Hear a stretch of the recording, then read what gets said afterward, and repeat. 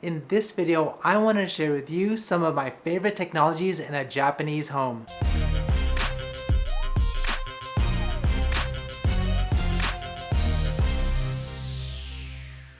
So as many of you know, I've recently moved in my new Tokyo apartment. In fact, I've already done a full tour of this entire apartment, so if you want to see that, check out the links in the description. But one of the things I didn't fully cover was the technology used in Japanese homes. So in this video, I wanted to highlight some of the technologies that I think are pretty cool in a Japanese home. And some of you may be familiar with some of these Japanese technologies, or you may have it in your home country, but they still made the list because I think they're pretty awesome. Either way, in the comments, let me know what country you're from, what's new to you, what you've seen before, as well as things that you really like. And finally, before I start, if you want to see what I'm doing on the daily, check out my Instagram account. If you want to help support the channel, check out the Tokyo merch. And if you have any questions about Japan, definitely check out my Discord community. So without further ado, let me show you some of my favorite Japanese home tech.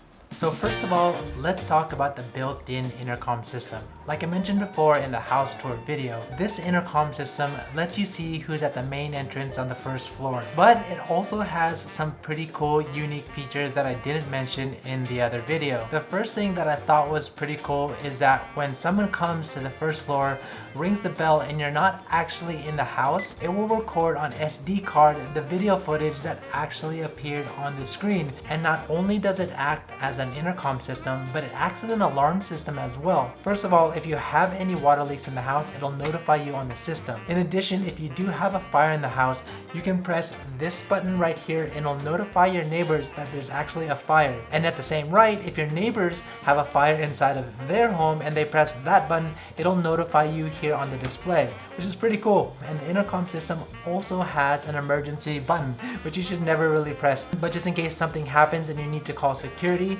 you can press this button right here and they'll come up. And finally, the intercom system has its own built-in home security, meaning that you can disarm and arm it when you want. When you arm the security system and say someone tries to come through the front door, it'll automatically call security for you. And in fact, when testing all of this stuff out, I made a mistake and I actually tripped the alarm, and the security company came here and made sure that everything was okay. So yeah, super surprised about this intercom system. It was actually more than I originally thought it was. So another thing that I love about Japanese apartments is that some of them have delivery boxes on the first floor. So if you're anything like me, it's probably one of the most useful things that you can have in your apartment, and something that I just really love. Personally, I order a lot of stuff online, especially places like Amazon. Now when you're not home, the delivery person can actually just put your package into the delivery box, and then whenever you return, the box is waiting for you to pick up. What's actually pretty nice about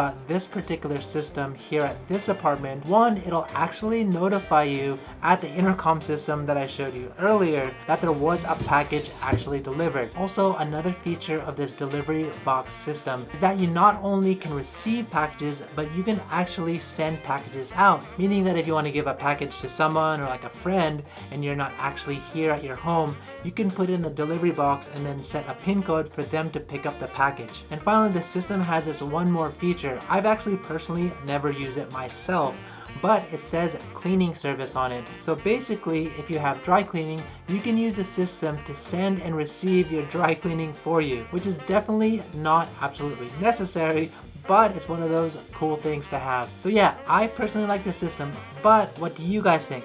So this next one is quite unique to Japanese homes, the built-in fish grill. Basically, in the center console right here, you have a tray that you can pull out. And this tray right here is where you put the fish. And just below it, you actually have a tray where you're supposed to fill with water so the fish doesn't burn. So once you've closed it, all you need to do is press the button like so. And just at the bottom, you can set the time 1, 3, 6, 9, or 12 minutes. And just right above, you have these burners that will cook the fish. It's rather simple, but a lot of Japanese people who often cook fish find this very useful. So this next one is probably a given, but still one of my favorite technologies in a Japanese house. the Japanese washlet. So a lot of you already know that many Japanese houses come with a Japanese toilet, meaning it has a bidet and washlet feature. So features like being able to adjust the temperature of the stream or the strength of the stream is all pretty standard. But this particular toilet has an actual button to remove odor. In addition to that, it actually has a dryer feature which you can set from low, medium, and high, which I guess solves a problem if you run out of toilet paper or you don't want to use toilet paper at all. And finally, for those of you who often forget to flush, it automatically flushes for you when you're done. So before we continue, I wanted to give a quick shout out to our sponsor, Mobal Japan SIM. Because of sponsors like Mobal, they're making life a little bit easier for myself, Maiko, and the baby. I know that many of you aren't able to travel to Japan at the moment, but this is something to consider for your future travels. If you don't already know, Mobile Japan SIM is the best way to get your mobile devices connected when coming to Japan. And the SIMs are suitable for both short trips as well as longer stays. When using Mobile, you can easily navigate to all your destination spots, find the best transport links, translate menus or phrases, or even update your social media with all the cool things you're doing here in Japan. So quickly, here are my top reasons why you should get a mobile SIM card for your trip to Japan. Number 1, Mobile offer free worldwide shipping directly to your front door. 2, you can also choose to pick up the SIM when you arrive at any major airport or city, and it's also free. 3, great coverage. They use the same network that I personally use on a daily basis, SoftBank, which covers 99% of Japan's population. 4, they have English-speaking customer support. And 5, a majority of the profits go to charity. So get your Mobile Japan SIM card today by clicking on the link below, and always stay connected while you're in Japan. So this next one is not as technologically advanced as some of the other things in this video,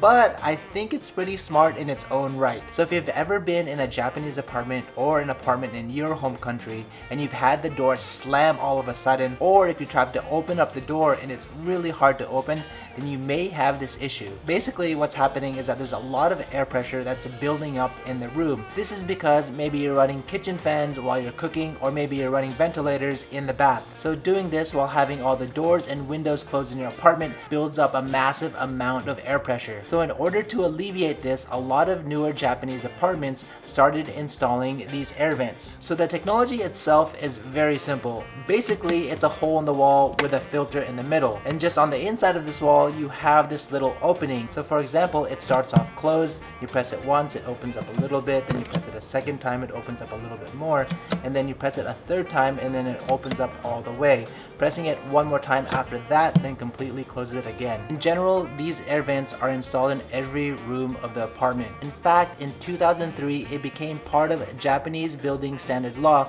to have these air vents installed. Apparently it was a countermeasure against sick building syndrome, SBS. And since Japan is known for its very moist winters, one of the biggest problems here in Japan is mold. When you don't properly ventilate your apartment, especially in the winter, it creates a perfect situation for mold to grow. So while it may make sense to close the opening during winter months, it's actually recommended to leave the vents open all year long. So yeah, vents, maybe not that interesting to you, but I thought it was quite clever to find in Japanese homes. So next up is the Japanese bath unit. Now I know I covered this one already in the home tour, but it's definitely worth mentioning in this video. So basically this bath unit, which includes a shower, includes a bathtub, this whole enclosed space is one little tiny room. And when you close this door right here, it creates a water sealed room. And in so doing, you can use its specialized air conditioning unit. And as mentioned in my previous video, you can turn this whole room into one dryer unit. Just behind me you have 2 poles where you can hang wet clothes. So basically all you need to do is take your wet clothes,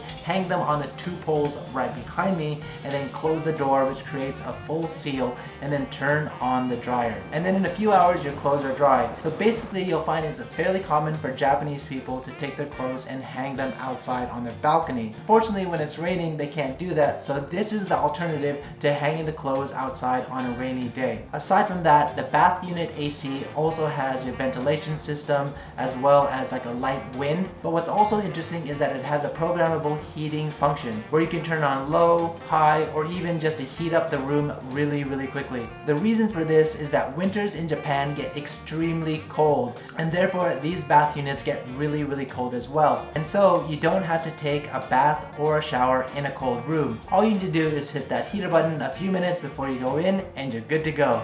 So while we're here, let me also take a minute to talk about the automatic bath in Japanese houses. Just behind me is the bath, and to the left of me is the control panel. So basically, this control panel here allows you to set the temperature and the level of the water by pressing one button. And once all set, it does it all automatically every single time. So all you have to do is press the button like this, and then as you can see, the water fills up and you wait a few minutes and then you have a filled tub. To be honest though, I am a shower person, but to those of you who love to take a bath, this makes it super easy. And in fact, you don't even need to come to the bathtub to turn it on. Let me show you. So here in the kitchen of the apartment, you actually have the controls right here. So you don't actually need to go to the bath unit in order to turn it on. Again, all you have to do is press the button right here to turn on the bath automatically. See how easy that is? Let me show you one more thing that's actually pretty cool. So this next feature kind of reminds me of when I was a kid. So in growing up as a little kid in the States, I used to see this commercial all the time. In the commercial, I'd see this little old grandma fall over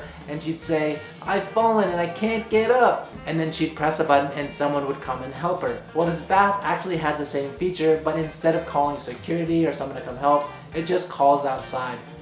Let me show you.